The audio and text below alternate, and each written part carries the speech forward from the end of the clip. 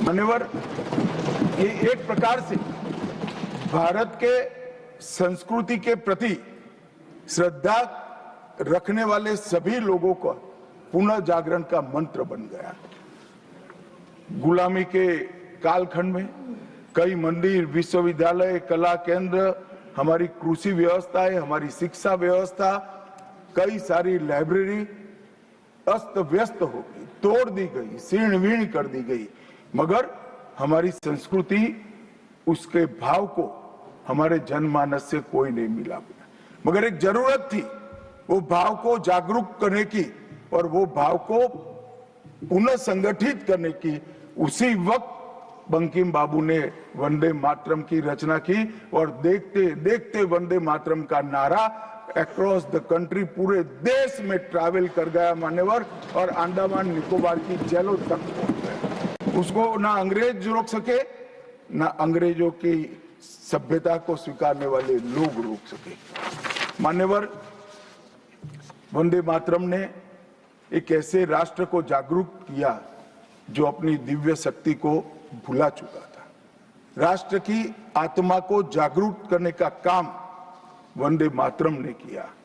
ये इसीलिए महर्षि अरविंद ने कहा, वंदे मातरम भारत के पुनर्जन्म का मंत्र है।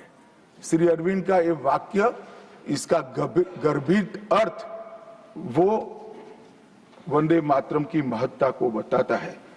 मान्यवर, अरविंद घोष ने यह भी कहा कि देश को एक ऐसे मंत्र की आवश्यकता थी और ईश्वर ने उसे साकार करने के लिए ही बंकिम बाबू को इस भूमि पर भेजा था। श्री अरविंद का वंदे मातरम के लिए भाव बच्चे बच्चे के लिए एक प्रेरणा स्रोत बन गया और हमारे आजादी का नारा बन गया। मान्यवर, हमारे देश को जो लोग समझते हैं, लोग जो जानते हैं, वो सभी लोगों को मालूम है कि हमारा देश पूरी दुनिया में एक प्रकार से अनूठा देश है। दुनिया के कई देशों की रचना अधिनियमों से हुई, कहीं युद्धों के कारण हुई, कहीं युद्ध के बाद संधि के कारण हुई। भारत एकमात्र ऐसा देश है जिसकी सीमाएं कोई अधिनियम से तय नहीं की है। हमारे देश की सीमाएं हमारी संस्कृति ने तय की है और संस्कृति ने इस भारत को जोड़ कर रखा। और इसीलिए सांस्कृतिक राष्ट्रवाद का जो कंसेप्ट था, वो सांस्कृतिक राष्ट्रवाद के कंसेप्ट को, सांस्कृतिक राष्ट्रवाद के विचार को सबसे पहले गुलामी के कालखंड में जागरूक करने का काम बंकिम चंद्र चट्टोपाध्याय जी ने किया।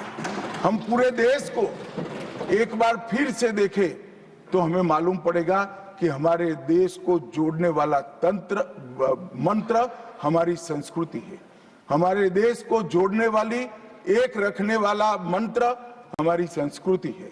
और इसी के कारण वंदे मातरम का जो उद्घोष हुआ, उसने सांस्कृतिक राष्ट्रवाद के सिद्धांत को पहली बार एस्टैब्लिश करने का काम किया। जब अंग्रेजों ने वंदे मातरम पर कई सारे प्रतिबंध लगाए, तब बंकिम बाबू ने एक पत्र में लिखा था, मुझे कोई आपत्ति नहीं है, मेरे सभी साहित्य को गंगा जी में बहा दिया जाए। यह मंत्र वंदे मातरम अनंत काल तक जीवित रहेगा। यह एक महान गान होगा और लोगों के हृदय को जीत लेगा और भारत के पुनर्निर्माण का यह मंत्र बनेगा। आज हम देख रहे हैं कि बंकिम बाबू के वो शब्द सच हुए हैं। भले देर से ही सही, ये पूरा राष्ट्र आज सांस्कृतिक राष्ट्रवाद की परिकल्पना को स्वीकार कर आगे बढ़ रहा है। और मान्यवर, हम सब जो भारत माता की संतानें हैं, वो मानते हैं कि ये देश कोई जमीन का टुकड़ा नहीं है। वो उसको हम माँ के रूप में देखते हैं और उसका भक्ति गान भी करते हैं, और वो भक्ति गान की अभिव्यक्ति ही वंदे मातरम। मान्यवर, आज मैं सदन में जब ये चर्चा हो रही है तब बताना चाहता हूं, वंदे मातरम की रचना में हमारे जीवन में